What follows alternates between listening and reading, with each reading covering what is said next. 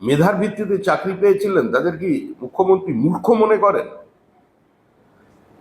সরকারের একমাত্র উদ্দেশ্য হলো মানুষের দেয় করের টাকা খরচা করে তৃণমূল কংগ্রেসের যারা চোর আছে, যারা চাকরি বিক্রেতা আছে, যারা এই প্রাতিষ্ঠানিক লুটকে সংগঠিত করেছে তাদের বাঁচানো। যাদের চাকরি চলে গেছে তাদের আজকে কিভাবে এই সরকার তাদের পাশে দাঁড়াবে সেটা তো এখনো পরিষ্কার নয়। মুখ্যমন্ত্রী এর আগের দিন চাকরিহারাদের আবেগ নিয়ে খেলা করেছে, স্বাভাবিকভাবেই তারা সেটা বুঝতে পেরে আজকে তারা আন্দোলন জারি রেখেছে।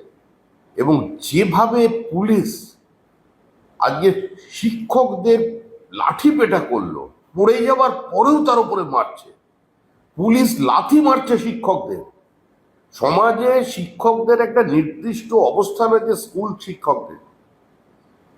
শিক্ষককে যদি লাথি মারা হয় প্রকাশ্যে, সেই রাজ্যে তো আইনের শাসন নেই, গণতন্ত্র নেই, বোঝা গেল। কিন্তু এতটা ঘৃণ্য অবস্থা, এতটা নিম্নমানে নেমে গেছে, শিক্ষককে লাথি মারছে পুলিশ, আর বাংলার মানুষ সেটা দেখছে, সহ্য করছে।